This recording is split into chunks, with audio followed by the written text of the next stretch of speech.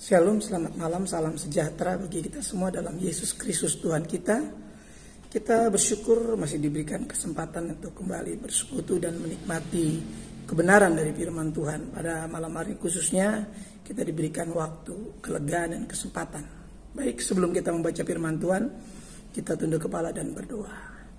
Kami bersyukur ya Bapa Surgawi buat kemurahan dan kasih-Mu yang Kau senantiasa limpahkan sampai pada malam hari ini. Kami boleh dipersekutukan di dalam kebenaran firman Tuhan. Mari layak, suci dan kuduskan kami semua ya Tuhan. Ampuni segala pelanggaran kesalahan kami, supaya kehidupan kami senantiasa berkenan di hadapan Tuhan, berkenan untuk menikmati kebenaran firman Tuhan.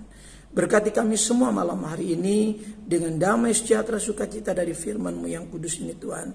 Lewat karya dan kerja kuasa Roh Kudus dalam kehidupan kami. Lewat pemberitaan ini ada berkat-berkat rohani yang kami terima. Dalam Kristus kami berdoa dan mengucapkan syukur. Haleluya. Amin. Bapak Ibu Saudara yang dikasihi oleh Tuhan, pada kesempatan malam hari ini kita akan berbicara tentang percaya kepada Yesus. Kita sudah percaya kepada Yesus dan kita terus percaya kepada Yesus. Masih banyak orang-orang lain yang akan percaya kepada Yesus.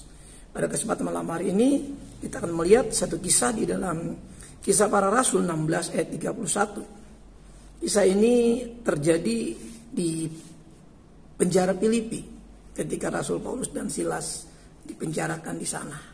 Dan peristiwa ini terjadi dan dicatat dalam firman Allah ini, di mana kepala penjara Filipi dan keluarganya menjadi percaya kepada Yesus. Kita akan membaca di ayat yang ke-31 di pasal yang ke-16 kitab Kisah Para Rasul. Jawab mereka, jawab Paulus dan Silas, percayalah kepada Tuhan Yesus Kristus dan engkau akan selamat, engkau dan seisi rumahmu. Luar biasa. Ya, saya ulang sekali lagi. Jawab mereka, percayalah kepada Tuhan Yesus Kristus dan engkau akan selamat, engkau dan seisi rumahmu. Perhatikan. Ayat 30 di sana ada pertanyaan, ya. Ketika orang-orang di penjara itu gemetar, penjaga-penjaga gemetar, dan juga kemudian kepala penjara Filipi itu tersungkur, ya. Bersujud, ya. Kemudian dia bertanya. Yang mengantar mereka keluar sambil berkata, Tuhan, Tuhan, apakah yang harus aku perbuat supaya aku selamat? Percaya kepada Yesus, ya. Ini akan mengakibatkan hal yang luar biasa. Akan berdampak luar biasa bagi kehidupan manusia, yaitu beroleh selamat. Keputusan ya untuk menerima keselamatan dimulai harus berbuat, bertindak, memberikan hidup, menyerahkan hidup kepada Kristus, ya. Dikatakan, Tuhan, Tuhan, apa yang harus aku perbuat supaya beroleh selamat? Perhatikan, seringkali kita tidak memahami bahwa ada yang harus kita perbuat supaya kita diselamatkan, ya. Bukan berarti kita berbuat supaya kita diselamatkan, bukan. Maksudnya adalah kita harus mengambil langkah, ya. Bukan kita berbuat baik supaya kita selamat, bukan. Tapi kita mengambil langkah yang tepat untuk berada di dalam situasi yang diselamatkan di dalam nama Yesus. Itu memberi hidup, menyerahkan hidup, menaruh hidup sepenuhnya kepada Kristus. Itu percaya. Sama ketika saudara menaruh sesuatu, mempercayakan sesuatu, saudara akan menaruhnya dengan begitu yakin karena saudara mempercayainya. Ya. Kenapa saudara menabung? Ya. Karena saudara percaya. Ya, mungkin sesuatu yang saudara taruh simpan sana aman. Setiap orang yang percaya kepada Yesus harus percaya bahwa di dalam Tuhan dia aman. Aman dalam perlindungan Tuhan, kata firman Allah. Kita harus percaya ini. Kita harus yakin ini. Bahwa percaya kepada Tuhan Yesus Kristus memiliki unsur-unsur penting yang harus kita pahami. Bukan cuma sekedar menyerahkan hidup. Bukan cuma sekedar menaruh hidup di sana. Ya, ini langkah awal. Apa yang harus aku perbuat? Kepala penjara Filipi ini kemudian mempercayai pemberitaan Paulus dan Silas. Dan keputusan kemudian dia memberi diri untuk dibaptis. Ini langkah yang tepat. Karena Markus 16:16 barang siapa yang percaya dan dibaptiskan, dia akan diselamatkan. Maka benar apa yang dituliskan Markus 16 ayat 16 bagian A. Tapi yang tidak percaya di bagian B dikatakan dihukum. Perhatikan. Ini penting sebagai orang percaya. Bahwa kita di tahap awal kita sudah memberi hidup kita untuk masuk ke dalam dimensi ini. Lalu kemudian juga kita harus melakukan terus kehidupan percaya kita. Ada 3 unsur penting dari percaya, ya. Coba kita membaca dulu dalam Yohanes 3:16 yang dikatakan Yohanes itu, ya. Ini sering kalau Natal itu diucapkan, ya, dijadikan ayat emas seringkali oleh anak-anak sekolah minggu, oleh pengkhotbah sering sekali, ya. Yohanes 3:16, karena begitu besar kasih Allah akan dunia ini sehingga Ia telah mengaruniakan anaknya yang tunggal, supaya setiap orang yang percaya kepadanya tidak binasa, melainkan beroleh hidup yang kekal. Percaya kepada Yesus, beroleh hidup yang kekal. Terus harus ditunjang dengan unsur-unsur penting. Ya, ada 3 unsur penting di dalam percaya di sini, ya. Yang bermakna apa? Yang pertama, memiliki keyakinan yang kokoh, ya. Keyakinan yang kokoh akan Kristus sebagai juru selamat ini harus ada dalam diri orang Kristen. Jadi orang Kristen nggak mudah lemah, nggak mudah murtad, saudaraku. Ya, kenapa orang percaya kemudian kan kita dengar, oh dia orang percaya Tuhan, kok tiba-tiba murtad? Kenapa? Karena keyakinan percaya mereka ini tidak kokoh. Sedangkan keyakinan ini harus memiliki makna kokoh. Ya, percaya ini harus memiliki makna kokoh. Ya, keyakinan dan percaya harus memiliki makna yang kokoh. Akan siapa? Akan Kristus Yesus sebagai juru selamat. Makanya kemudian langkah baptisan adalah keputusan sebagai tindakan bukti percaya kita hidup dan lahir di dalam Kristus. Nanti Roh Kudus akan mengerjakan itu dalam diri kita. Unsur yang kedua yaitu persekutuan. Perhatikan. Percaya di sini gak cuma percaya Yesus, ya, beroleh hidup kekal, ya, kan itu kasih Allah yang besar. Kita percaya itu kasih Allah yang besar. Tapi ketika kita tidak punya persekutuan di dalam percaya kita, kita tidak punya ikatan persekutuan dalam sebuah percaya kita, ya, dan kemudian penyangkalan diri yang memimpin kepada ketaatan, kita nggak akan mungkin taat, ya. Karena unsur yang kedua dari percaya adalah persekutuan dan penyangkalan diri yang memimpin kepada ketaatan. Itu makna dari percaya, makna dari keyakinan, ya. Keyakinan yang kokoh akan Kristus sebagai juru selamat, itu yang pertama. Kemudian persekutuan, ini unsur yang kedua dari percaya, dan penyangkalan diri. Persekutuan dan penyangkalan diri ini akan memimpin kepada ketaatan. Menjadi orang yang setia kepada Tuhan. Jujur dengan dirinya kepada Tuhan. Jujur dengan diri sendiri. Pertama. Baru jujur kepada orang lain. Jujur kepada diri sendiri ini termasuk keyakinan kita kepada Tuhan. Ya, apakah kita sudah lahir baru atau belum? Iya. Kita harus jujur.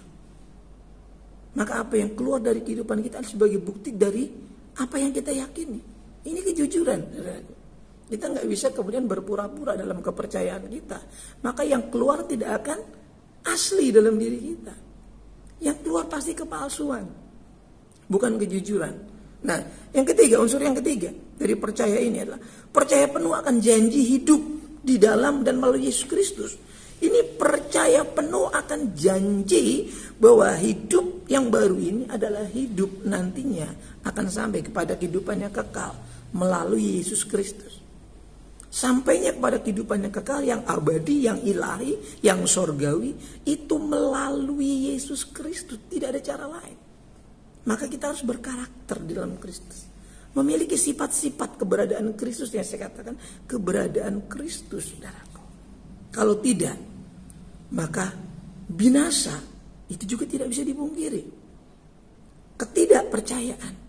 Ya, perhatikan Yohanes 16 ayat 16. Barang yang tidak percaya akan dihukum.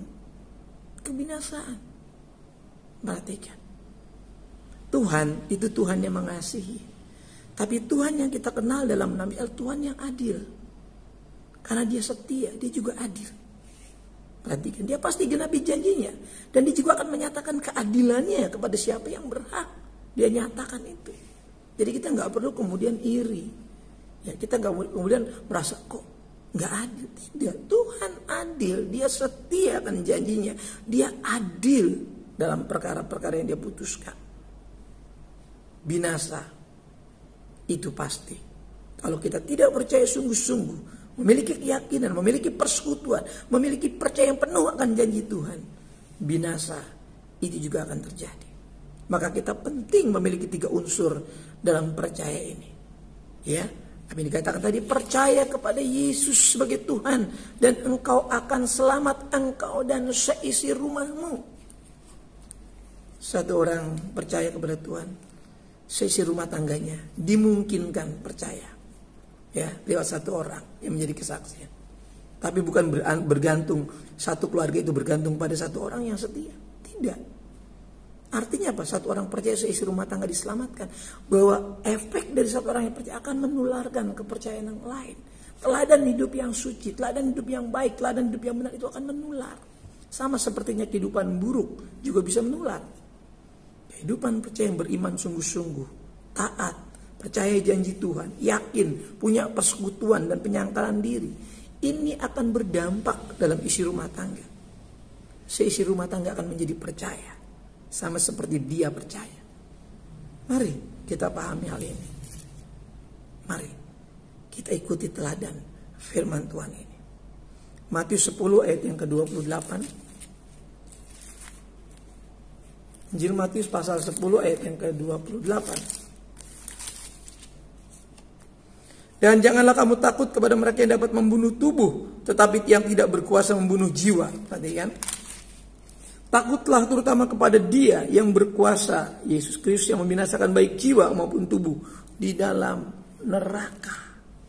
Ya, perhatikan. Binasa. Binasa yang dimaksudkan di sini adalah bukan untuk kematian jasmani, tapi tentang penghukuman yang kekal. Yesus berkuasa. Maka kita harus takut akan Tuhan. Takut kalau kita tidak sampai kepada tujuan Tuhan. Takut secara positif kalau kita tidak bisa menuruti firman Tuhan. Maka kita harus bersungguh-sungguh menuruti. Kalau tidak, Dia berkuasa. Ya, Dia berkuasa. Ya, bisa melakukan apa saja. Ya, kita harus lebih takut kepada Tuhan. Takut, ya, menghormati. Ini harus ada pada kita. Kita mentaati hukum yang ada di pemerintahan ini. Karena tidak percuma pemerintah menyandang pedang untuk keadilan, kebenaran. Ya. Dan tapi takutnya juga kepada Tuhan yang sanggup membunuh jiwa kita. Dan membinasakan kita, melemparkannya ke dalam neraka. Dia berkuasa. Ya. Dia berkuasa. Baik jiwa maupun tubuh kita.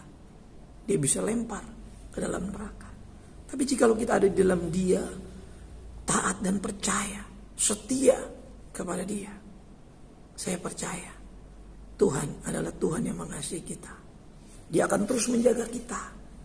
Dia tidak akan membiarkan kita hidup kekal. Karena percaya kepada Yesus. Itu diberikan. Itu dinyatakan. Ya. Dan itu juga kemudian dimulai. Ya. Yaitu hidup benar dalam kelahiran baru kita. Kita akan mulai hidup secara ilahi. Hidup secara surgawi. Dengan kehidupan baru yang kudus, yang berkenan. Pak Pendeta, bagaimana mungkin saya kan masih di bumi? Justru ini pelajaran di bumi. Lahir baru itu bukan di sorga. Lahir baru itu di bumi. Ketika kita menjadi percaya sungguh-sungguh. Tidak lagi sama dengan dunia. Tidak lagi mengikuti dunia. Kita masih di dunia. Tapi tidak mengikuti cara-cara dunia. Itu lahir baru. Gairah kita berbeda. Semangat kita berbeda. Maka ciri-ciri kehidupan baru itu akan betul-betul nyata di dalam diri kita. Ini hidup kekal. Hidup kekal. Yaitu kita mengenal Yesus Kristus. Saya perlu ulang kembali apa yang dikatakan oleh Injil Yohanes, saudaraku. Supaya kita tidak salah. Ya, Injil Yohanes 17 ayat yang ketiga. Apa itu hidup kekal? Ketika itu dibicarakan di bumi. Ya, ketika hidup kekal yang kita kaitkan dengan surga. Nanti kita akan bahas di lain waktu. Tapi kita akan lihat ayat yang ketiga dari Yohanes 17. Inilah hidup yang kekal itu, yaitu bahwa mereka mengenal Engkau satu-satunya Allah yang benar dan mengenal Yesus Kristus yang telah Engkau utus. Perhatikan. Jadi hidup kekal adalah mengenal. Ada peribahasa tak kenal maka tak sayang. Kenapa saudara cinta Yesus? Karena saudara kenal. Yesus adalah juru selamat saudara dan saya. Orang-orang yang tidak mencintai Yesus, yang tidak mengasihi, karena dia tidak punya pengenalan. Dia buang Yesus. Dia sepelekan kebaikan Yesus. Dia abaikan penebusan Kristus. Dia abaikan pertolongan-pertolongan karena dia tidak mengenal. Kenapa saya dan saudara mengasihi Yesus, percaya hidup kekal? Karena kita mengenal. Kita mengenal kasih-Nya.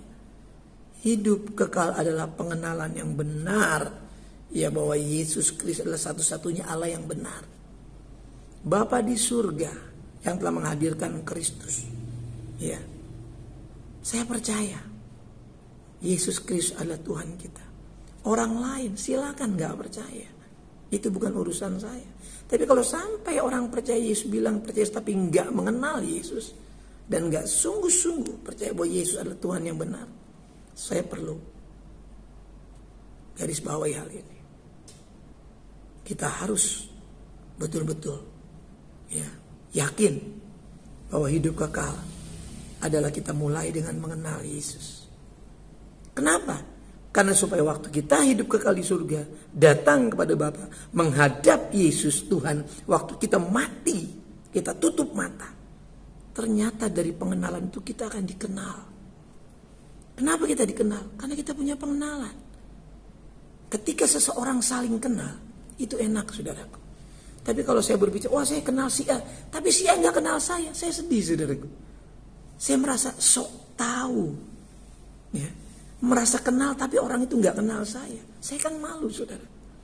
Maka supaya ketika Kristus datang kita tidak beroleh malu, kata firman Allah. Kita belajar firman Tuhan supaya kita punya pengenalan. Karena itu hidup kekal. Hidup kekal adalah pengenalan yang benar. Ini bicara tentang apa? Tentang kualitas kehidupan. Saudaraku, ketika kita berada dalam kekristenan, kita nggak cuma berbicara tentang kekekalan, tapi kita juga berbicara tentang kualitas hidup kita. Kualitas hidup, bukan cuma berbicara keabadian nanti kelak di surga, tapi kita berbicara sekarang dalam pengenalan di bumi ini melalui belajar firman Tuhan. Karena hidup kekal Allah, mulai kita belajar mengenal Yesus Kristus sebagai Tuhan yang benar.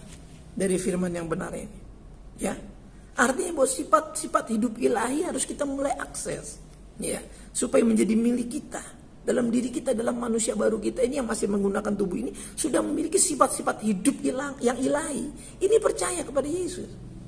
Tapi kalau percaya kepada Yesus tidak menunjukkan ciri-ciri kehidupan yang ilahi, kita harus belajar lebih jauh lagi, bebas dari sifat-sifat dosa, Kita masih punya sifat-sifat, tapi paling tidak kita sudah mulai sadar bahwa mana yang sifat dosa, mana yang tidak sifat dosa. Mana yang bertentangan, mana yang tidak mentaati, mana yang tidak menuruti. Kita tahu sekarang. Karena kita mampu membedakan mana kehendak Allah, apa yang baik, apa yang berkenan kepada Allah, dan yang sempurna.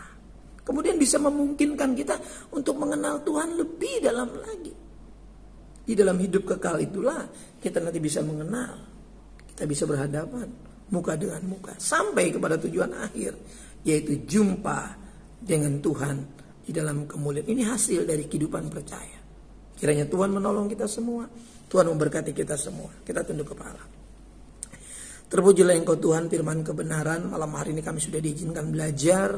Mari Tuhan urapi kami terus, pakai kami terus, perlengkapi kami terus lewat kepercayaan kami. Lewat percaya kami kepada Yesus, kami beroleh pengenalan yang benar bahwa Yesus Kristus adalah satu-satunya Tuhan yang benar, yang telah diberikan sebagai hadiah terindah, kado terindah buat kehidupan manusia yang berdosa. Sehingga di dalam nama Yesus kami beroleh kesempatan hidup serupa dengan Kristus yang diingini oleh Bapa, yaitu manusia Yesus Kristus yang sempurna. Berkati umat-Mu dengan pewahyuan yang baru senantiasa. Berikan kami kesungguhan belajar firman Tuhan, supaya hidup yang dianugerahkan sepanjang kami ada yang sementara ini tidak menjadi sia-sia hanya karena ketidakmautawan kami, hanya karena keengganan kemalasan kami belajar untuk mengenal Tuhan. Mari Tuhan tolong. Berkati orang-orang tua kami, para lansia, para janda duda, mereka yang berjuang sendiri tanpa suami, tanpa istri. Berkati usaha mereka. Mungkin ada yang masih berdagang, bekerja, berusaha, atau sudah masuk angkatan tidak bekerja lagi. Tuhan mari hiburkan, berkati, cukupkan kebutuhan mereka di masa kesendirian mereka. Tuhan teman, sahabat sejati bagi mereka. Para suami istri berkati dengan anggur cinta kasih, kerukunan, keharmonisan, umur panjang, dan berkat-berkat bagi kebutuhan rumah tangga, berkat pemeliharaan. Bahkan terus boleh membimbing rumah tangga, anak-anak semua dalam anugerah Tuhan. Izinkan para suami istri juga sampai lanjut usia, umur panjang, boleh melihat anak-anak mereka, anak-anak kami semua tumbuh dan berkembang dan berbahagia. Karena Tuhan, anak-anak kami yang dalam pertumbuhan dari balita batita, Tuhan berkati anak-anak, muda, remaja, dewasa. Tuhan berkati pendidikan dari dasar sampai perguruan tinggi juga Tuhan. Memberkati untuk pergumulan perjodohan anak-anak kami. Juga berikan jodoh bagi mereka, pertemukan dengan jodoh yang terbaik daripada Tuhan. Yang membutuhkan pekerjaan, berbisnis usaha yang baru mulai bekerja, mari Tuhan juga jawab, berikan pekerjaan bagi mereka semua, berikan kesungguhan dalam bekerja yang sudah bekerja, yang belum mendapat pekerjaan, berikan kesempatan Tuhan dalam menantikan berkat Tuhan dalam pekerjaan yang mereka rindukan. Terima kasih, jaga posisi jabatan mereka, berkati bisnis usaha dagang mereka, mereka yang bekerja di pemerintahan, swasta, instansi apapun, sebagai tenaga pendidik, sebagai tenaga pengajar, berikan mereka kesungguhan, kesabaran, sebagai tenaga kesehatan, ya di kendaraan, di perbengkelan, berbisnis online juga Tuhan memberkati. Terima kasih yang masih dalam proses pemulihan juga Tuhan tolong, yang dalam program momongan juga Tuhan berkati pasangan-pasangan muda ini sehingga mereka juga boleh berbahagia karena Tuhan. Berkati juga rumah tangga muda ini Tuhan boleh sungguh-sungguh menjalani kehidupan rumah tangga sehingga hidup nikah mereka bisa panjang, bisa langgeng. Mari Tuhan ajar mereka semua untuk menjadi berkat dalam pernikahan mereka. Terima kasih Tuhan Yesus, dengan berkat-berkat yang sudah berikan dalam rumah tangga kami boleh menggunakannya sebaik-baiknya. Berkat-berkat yang Tuhan anugerahkan, berkat kehidupan, keluarga, pernikahan, pekerjaan, bisnis, usaha dagang, pendidikan, kami boleh gunakan sebaik-baiknya untuk kemuliaan nama Tuhan. Dengan berkat-berkat yang ada dapat kami nikmati bagi kemuliaan nama Tuhan. Terima kasih, menyerahkan program renovasi yang sudah selesai di tahap awal untuk tahap selanjutnya Tuhan, untuk perbaikan dinding, lantai, dan yang lainnya kami serahkan dalam tangan Tuhan. Kami percaya jerih lelah jemaat Tuhan tidak menjadi sia-sia. Berkat-berkat yang mereka taburkan berguna bagi kemuliaan nama Tuhan. Dan Tuhan yang membalaskan sampai dengan berlimpah-limpah ya Tuhan. Sehingga dalam program mendatang kami semua juga boleh berbondong-bondong, berduyun-duyun untuk membantu pekerjaan Tuhan. Kami percaya Tuhan Yesus disenangkan, Tuhan Yesus disukakan, dan hidup kami akan berbahagia hanya karena Tuhan. Program Natal kami, panitia dan tim yang sudah terbentuk dalam kepengurusan kepanitiaan Natal, Tuhan memberkati. Apa yang dibutuhkan Tuhan yang mencukupkan. Menyerahkan juga Tuhan anak-anak masih dalam proses pemulihan, kesembuhan, Tuhan pulihkan dan sembuhkan. Terima kasih. Tutup bungkus, berkati negeri ini, negara kami ini Tuhan. Berkati juga organisasi kami, Rakernas yang berjalan, Tuhan berkati. Boleh mencapai hasil bagi organisasi kami. Tuhan Yesus dipermuliakan. Gereja-gereja yang dalam pergumulan, yang dalam permasalahan, mari Tuhan campur tangan, Tuhan buka jalan. Anak-anakmu yang dalam permasalahan ekonomi, keuangan, pekerjaan, bisnis, dagang, mari Tuhan tolong, Tuhan jamah, Tuhan berkati, buka jalan, Tuhan selesaikan. Terima kasih. Persembahan-persembahan yang kami kumpulkan senantiasa setiap Rabu malam ini Tuhan suci dan kuduskan, boleh berguna bagi kemuliaan nama Tuhan. Anak-anakmu yang belum kembali dari pekerjaan, dari bepergian, tibakan dengan selamat. Sebentar kami akan berpisah melalui ruang ini Tuhan, dan kami akan melewati malam ini. Bahwa kami melewatinya, sampaikan kami besok pagi dengan berkat-berkat yang baru, dengan umur yang sudah diperpanjang. Tuhan Yesus dipermuliakan. Jemaat yang dikasih oleh Tuhan, sebelum kita kembali dalam aktivitas kehidupan kita, mari buka kedua belah telapak tangan kita dan arahkan hati kita kepada berkat Tuhan. Turunlah kiranya anugerah dan damai sejahtera dari Bapa kita yang di surga, kasih sayang dan kecintaan dari pengantara yang hidup Tuhan Yesus Kristus, persekutuan keintiman Roh-Nya yang Maha Kudus menyertai saya, menyertai saudaraku sekalian yang mulai malam hari ini sampai fajar Maranatha. Tuhan menjemput kita di awan-awan yang permai. Dalam berkat nama Tuhan Yesus Kristus kita ini diberkati Tuhan, sama-sama katakan amin. Tuhan memberkati kita. Shalom.